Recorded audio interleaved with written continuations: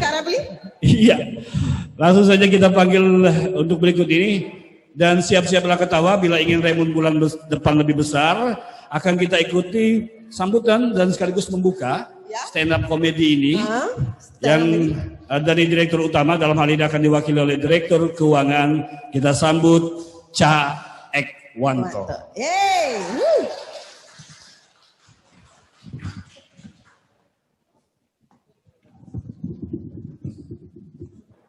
Ini pesan kesehatannya ya. Jangan pernah menggunakan kondom bekas. Pakai yang baru.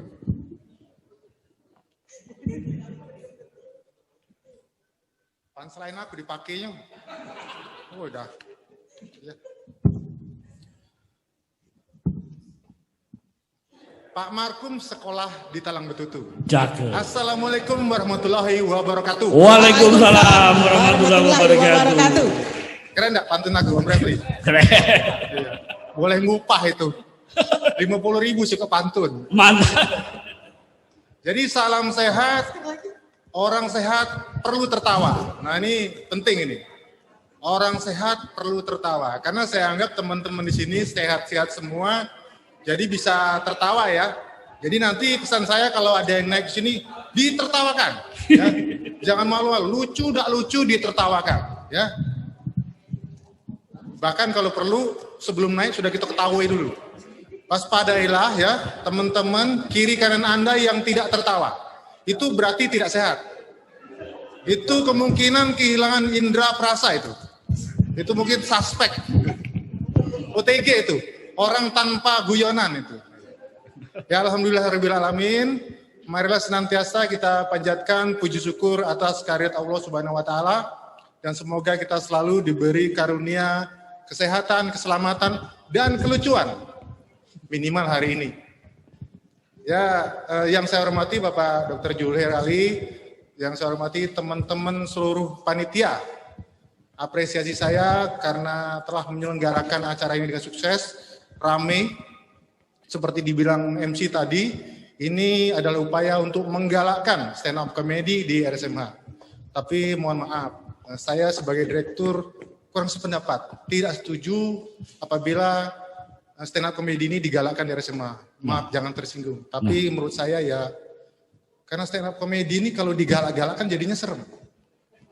Sangat-sangat. Harusnya stand up comedy ini dilucukan di RSMH. Marilah kita kurangi orang-orang sangar, orang-orang jutek, perbanyak orang-orang lucu.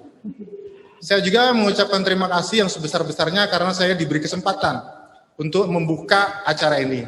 Berhubung acara ini adalah acara stand up comedy, saya berupaya untuk menyampaikan pembukaan ini secara stand up, berdiri, dan komedi.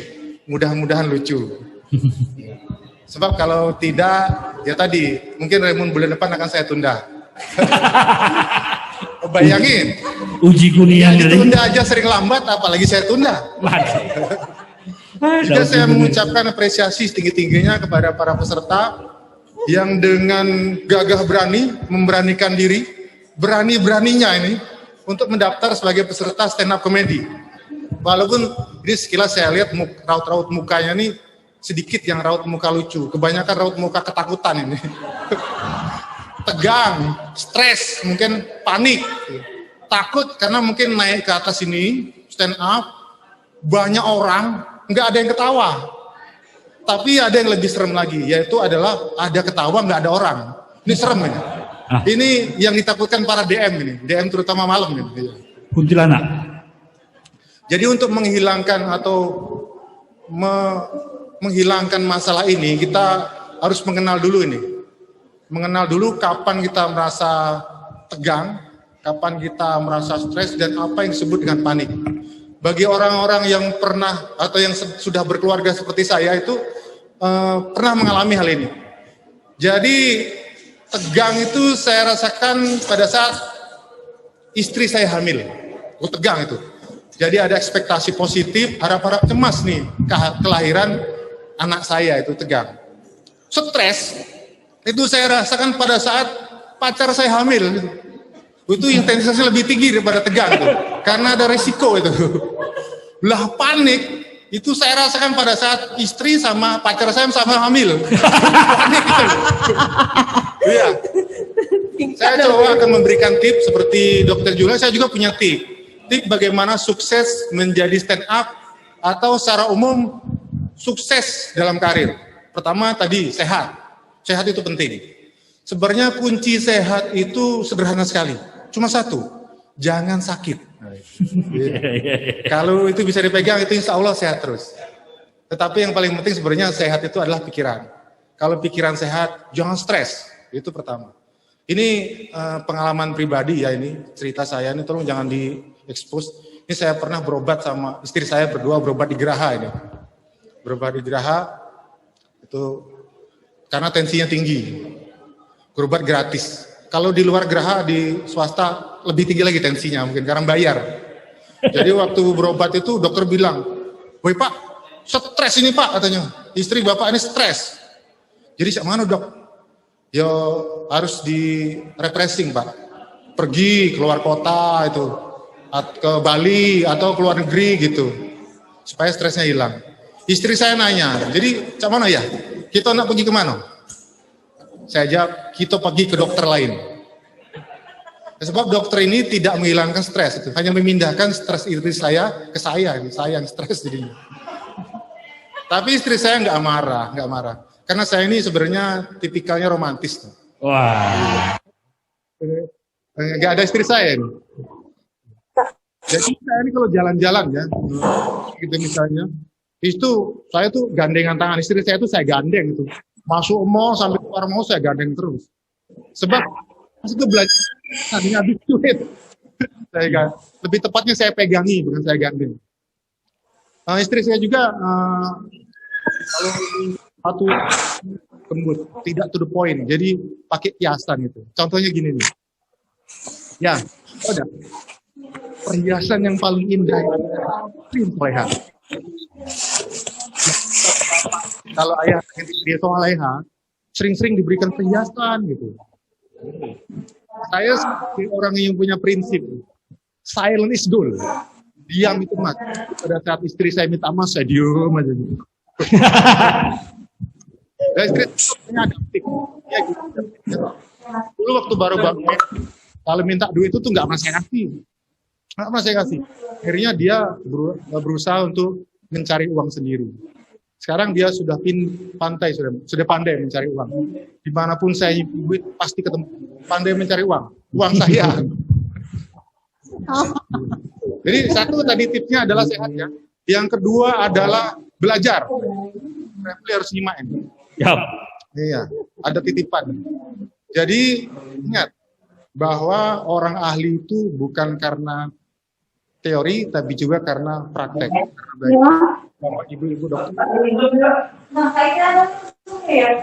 Jadi kita pasti karena kita berlatih, kita bisa karena kita biasa, kita pintar karena kita belajar. Itu penting sekali, poin penting. Ada pepatah ini. Nah kalau pepatah ini 25.000 Refli sih kok pepatah. Kalau pantun tadi mahal memang 50.000. Kalau pepatah 25.000 sih. Jadi ada pepatah ini, lupa kalau pepatahnya. Berenang-renang ke hulu, berakit-rakit kemudian. Terbalik ya? Terbalik. Salah pula ini. Jadi berakit-rakit ke hulu. Tidak lucu tadi, tidak lucu ya? Tidak lucu. Nah, ini baru lucu. Ada planet sama dia, agak dibikin lucu. Tidak baru lucu nih, ini baru lucu Pak. Ini serius ini. Jadi berakit-rakit ke hulu, berenang-renang ke tepian. Bersakit-sakit dahulu, bersenang-senang ke kemudian. Ini tidak belajar ini. Nah, jadi kalau bersakit-sakit dahulu, bersenang-senang ke tempat rekreasi. Iya. Ke luar kota gitu kan, atau ke tempat-tempat yang menyenangkan. Kalau kemudian kita survei dulu lah, kemudian itu daerah mana itu objek wisatanya apa itu, jangan sampai kita sampai sana tidak kata yang menyenangkan. Berlatih, penting itu berlatih. Jadi teman-teman ingat ya, nanti kalau ada yang naik ke sini penampilannya bagus, yakinlah itu karena latihannya cukup. Tapi kalau teman-teman penampilannya jelek, itu berarti teman-teman harus lebih banyak lagi berlatih. Nah, kalau penampilan teman-teman jelek, teman-teman harus lebih banyak lagi berhias, merawat diri. Kalau jelek, iya, Kalau jelek berlatih tetap jelek ini. Kalau perlu operasi plastik face off gitu. Dan ingat, pada saat Anda gagal, jangan anggap ini negatif. Kegagalan yang Anda terima itu adalah melangkah lebih dekat ke keberhasilan. Ingat, patah lagi ini Om Refli. Jadi banyak jalan menuju Roma, patah. Ini walaupun pendek 25.000 juga Om. Pepatah sama caknya tadi. Jadi banyak jalan menuju Roma. Nah, kira-kira Om Refli itu ada artinya apa ini? Ya banyak cara untuk mencapai tujuan kita lah. Banyak jalan mencapai tujuan. Banyak cara mencapai tujuan. Salah.